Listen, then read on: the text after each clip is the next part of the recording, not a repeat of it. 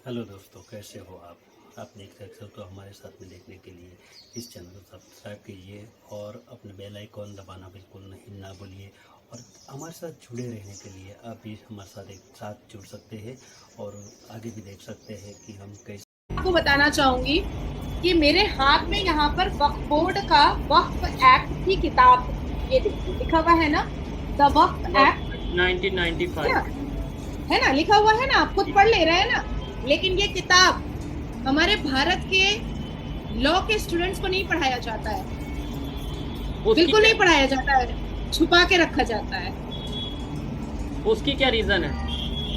उसकी रीजन ये है, इस किताब में कुछ ऐसे सेक्शंस हैं जो खतरे से खाली नहीं है, जिससे दिल धड़कने उठेगा।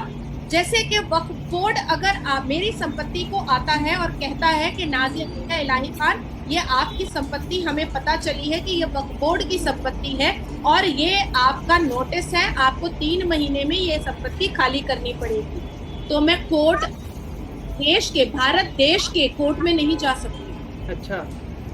वक्फ बोर्ड का अपना ट्रिब्यूनल कोर्ट होता है और उनका अपना जज होता है, उनके अपने वकील होते हैं और उनका अपना ही दलील होता है। उनके पास एक ब्लूप्रिंट होता है मुगल के जमाने का, उनके पास एक फैमिली ट्री होती है मुगल के जमाने की। उस फैमिली ट्री को वो खोलते हैं और कहते हैं कि अकबर बादशाह यहाँ से गुजरे थे, यहाँ पर उन्होंने घोड़ा रोका था और ये घोड़ा रोकने वाली जो जगह है ना नाजिया जी, ये आपका घर है, इसीलिए अब ये मेरा हो गया, ये वक्फ बोर्ड का हो गया। तो जज भी उनका, जजमेंट भी उनका, ट्रिब्यूनल भी उनका, कोर्ट भी उनका, वकील भी उनका। और इस तरह से उन्होंने हजारों लाखों संपत्तियां लोगों की हड़प करके रख ली। अब कुछ मिसालें मैं आपको दे देना चाहती हूँ जो आपको समझ में आएगा कि मैं गलत नहीं बोल रही। तमिलनाडु का एक किसान, 2021 की घटना है। तमिलनाडु का एक किसान था जिसने जो अपने खेत को बेचना चाहता था और वो बेचारा रजिस्ट्रार के पास गया और उसने कहा कि मुझे खेत बेचना है, अपनी बेटी की शादी करनी है। बाद में पता चला कि उसकी संपत्ति को वक्फ बोर्ड ने ले लिया है। ठीक है, उसे उन्होंने कहा कि हाँ ये मेरा है। हाँ। ठीक है, अब फिर मैं तमिलनाडु की ही बात बता रही है। तमिलनाडु का एक गांव, उसमें वो उस पूरे गांव को वक्फ बोर्ड ने कहा कि ये मेरी संपत्ति है। यहाँ तक के 1500 साल की पुरानी एक मंदिर है, उस मंदिर को भी कह डाला कि अरे ये तो पहले मस्जिद थी, हमारे बाबर साहब और अकबर मुगलों ने इसको मस्जिद बनाया था, आप लोगों ने मंदिर बना दी। भाई इसका पूरा पेपर है हमारे पास, ये 1500 साल पुरानी मंदिर है, नहीं ये पूरा मेरा है। अब मैं आपको, चलिए ये तो हिंदुओं की बात हो गई, लोग सोचेंगे कि मैं हिंदुओं की सिफारिश कर रही हूँ। वक्फ बोर्ड ने मुसलमानों की भी जमीन हड़प की है। अब आप सोचिए, मुसलमानों की जमीन भी हड़प की है।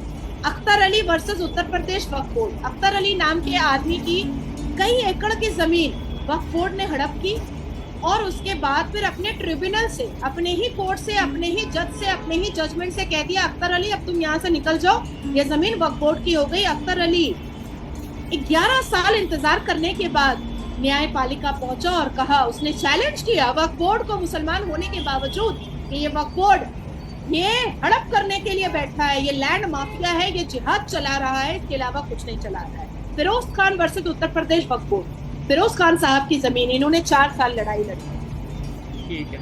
अब इसके बाद आती है अनीस आयशा। मैं सबके जजमेंट को लेकर के बैठी। ये नाज़िया जी, ये वक्फ बोर्ड पूरे इंडिया में का एक मतलब वो बोर्ड है या हर एक स्टेट का अपना अपना अलहदा से वक्फ बोर्ड होता है? ये मुझे थोड़ा सा क्लियर करिएगा, क्योंकि ऐसा होता है ना कि किसी स्टेट में कोई गवर्नमेंट, किसी स्टेट में कोई गवर्नमेंट, तो वक्फ बोर्ड भी फिर उस हिसाब से, या पूरे इंडिया का एक वक्फ बोर्ड है फिर आगे उसने अपने ऑफिस या जो भी एक?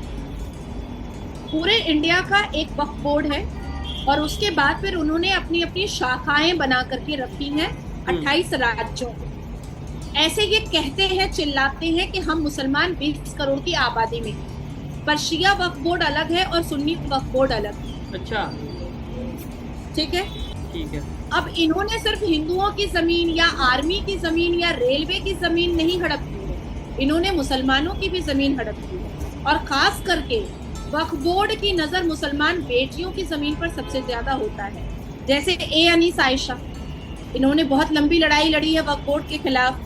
ए हसना, इन्होंने बहुत लंबी लड़ाई लड़ी है वक्फ बोर्ड के खिलाफ। निजहत यास्मीन, इन्होंने बहुत लंबी लड़ाई लड़ी है वक्फ बोर्ड के खिलाफ। उसके बाद फिर अनीस फातिमा बेगम, इन्होंने पश्चिम बंगाल कोलकाता में बहुत बड़ी लड़ाई लड़ी है वक्फ बोर्ड के खिलाफ।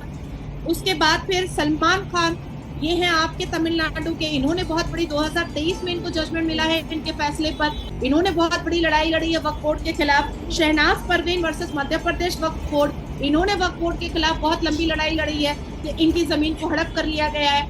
वक्फ बोर्ड की कुरीतियां अभी आप सुनेंगे तो आपकी आंखें फट जाएंगी। वक्फ इलाहाबाद हाई कोर्ट के अंदर एक मस्जिद थी, बहुत पुरानी मस्जिद थी, वहां पर जो मुसलमान वकील होते थे वो नमाज पढ़ने के लिए जाते थे।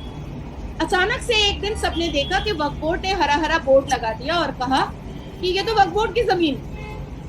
अब सारे जो बाकी के वकील थे वो खड़े हो गए, कहे कि हमें आपत्ति नहीं है कि यहाँ पर मस्जिद है, आप नमाज पढ़ रहे हैं, आप यहाँ पर खुतबा कर रहे हैं, आप यहाँ पर जमात खड़ी कर रहे हैं, हमें कोई आपत्ति नहीं है और बरसों से यहाँ पर था, आप करें, लेकिन आप इसको वक्फ बोर्ड की संपत्ति बोल करके बोर्ड के अंदर की जमीन को आप हड़प नहीं कर सकते।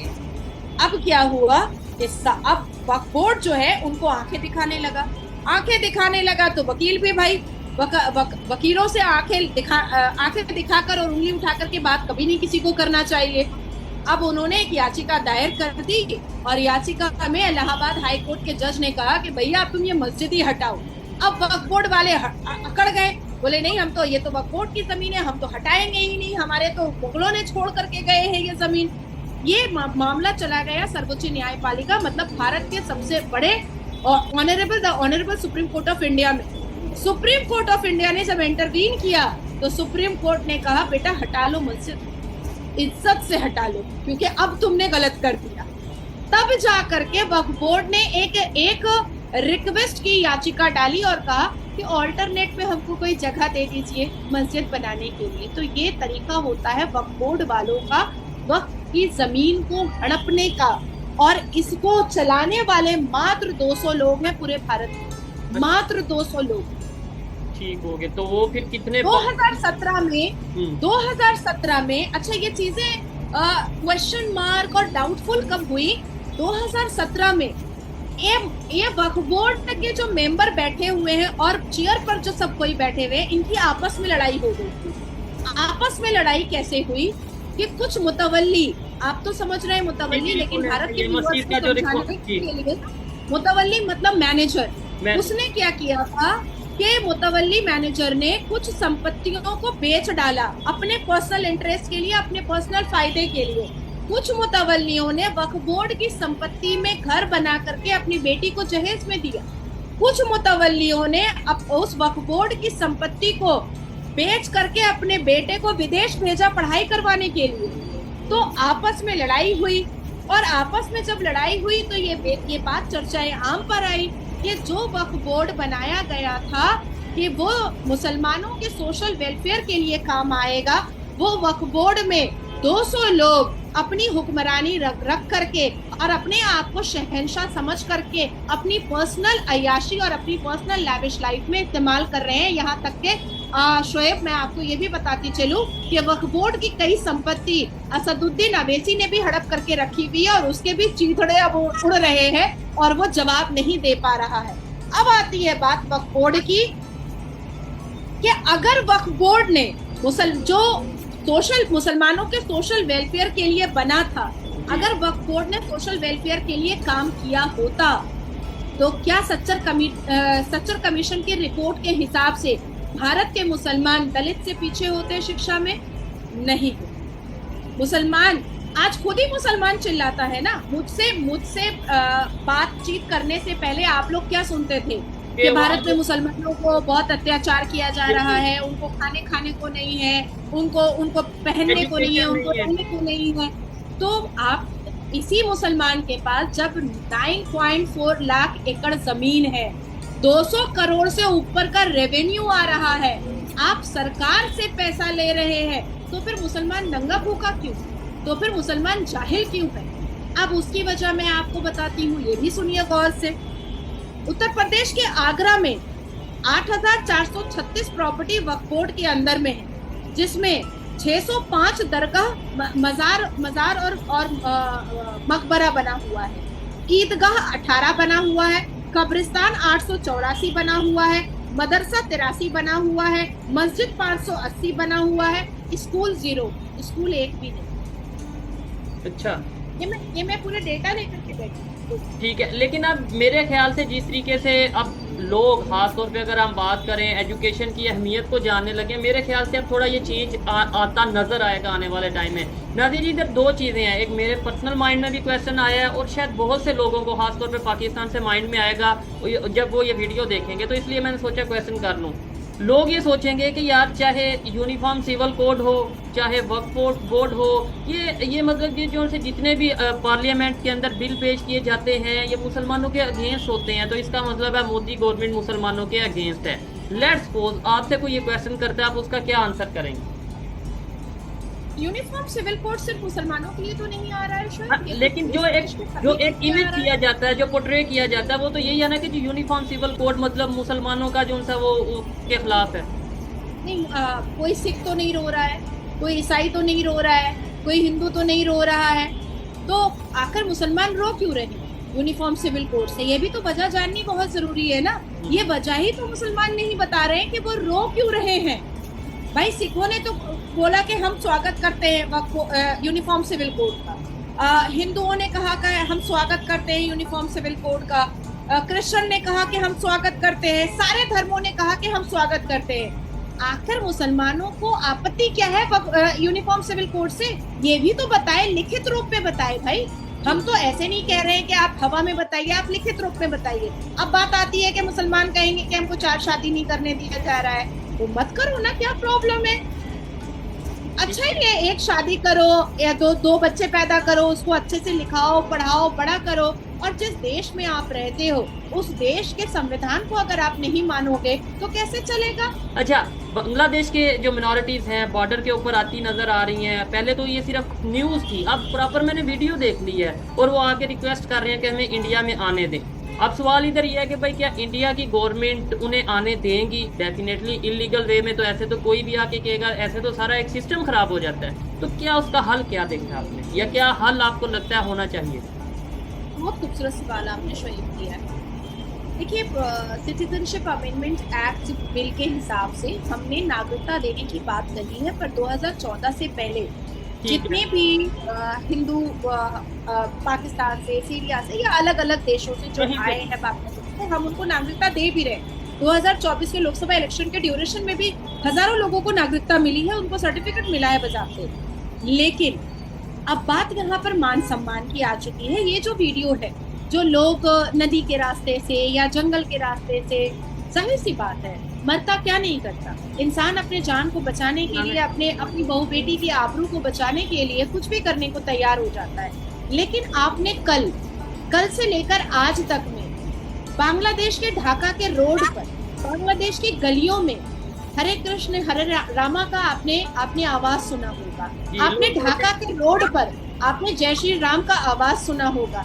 मैंने और मेरे जो बड़े नेता हैं जैसे योगी जी, हम लोगों ने कहा कि अपने अधिकार को मांगना समझो, सीखो कैसे मांगा जाता है अपना अधिकार।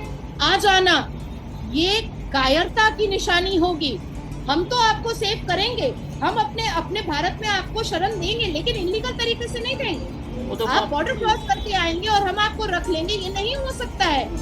आप सोचें कि आदरणीय प्रधानमंत्री जी ने एक कमेटी बनाई है जिसको डॉक्टर एस जयशंकर देख रहे हैं, और वो यूएन से डायरेक्ट बात कर रहे हैं कि हिंदुओं को बचाया कैसे जा सकता है। इसके अलावा सारे हिंदू 1,28,00,000 हिंदू बांग्लादेश के रोड पर जय श्री राम के नारे लगाए हैं और उन्होंने कहा है कि हमें हमारा हक चाहिए और हमें हमारे हक से कोई भी बेदखल नहीं कर सकता है।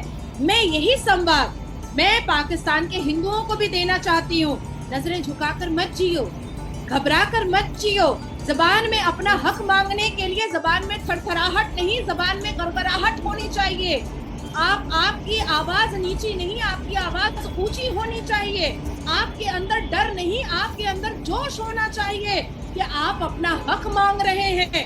आप जो लोग ईरान में हिंदू रह रहे हैं, जो अरब में हिंदू रह रहे हैं, जो पाकिस्तान में हिंदू रह रहे हैं, जो अफगानिस्तान में हिंदू रह रहे हैं, जो श्रीलंका में हिंदू रह रहे हैं और जो बांग्लादेश में हिंदू रह रहे हैं, उन हिंदुओं को अब अटल होना पड़ेगा।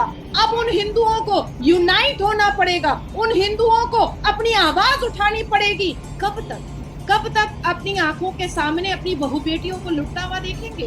कब तक अपनी मंदिरों को, अपने देवी देवताओं को चूर होता हुआ देखेंगे और टूटता हुआ देखेंगे? इसलिए हमने उनको कहा हम आपके साथ, यूएन को हम आपके लिए खड़ा करेंगे और आप खड़े होइए और अपना हक मांगिए। यहाँ तक के मैंने राष्ट्रपति को चिट्ठी लिखी है और मैंने यूएन को चिट्ठी लिख करके मैंने मेल भी किया है कि बांग्लादेश में हिंदुओं को कोई तकलीफ ना हो, इसके लिए हिंदू देश वहां पर एक अलग एरिया बना करके दिया जाए, जिसकी हिफाजत कोई पुलिस ना करे बल्कि उसकी हिफाजत मिलिट्री और आर्मी करे, और भारत की आर्मी उस बांग्लादेश के हिंदू देश की हिफाजत करेगी। इसकी जिम्मेदारी मैं ले रही हूँ। ठीक है, इसके ऊपर आपने लास्ट वीडियो में भी डिस्कशन की थी और मैं इस चीज़ से जो इन्होंने बोला है कि मिनॉरिटीज़ चाहे बांग्लादेश के हों, चाहे पाकिस्तान के हों, चाहे कहीं किसी ईरान के हों, सऊदी अरेबिया, दुनिया के किसी कंट्री के भी, इवन इंडिया की भी अगर बात करें, इंडिया में भी जो मिनॉरिटीज़ हैं, मुसलमान हैं, कोई भी लोग हैं, किसी भी कंट्री के हैं, अपने हक के लिए आवाज़ उठानी चाहिए और जो भी किसी भी कंट्री का कानून है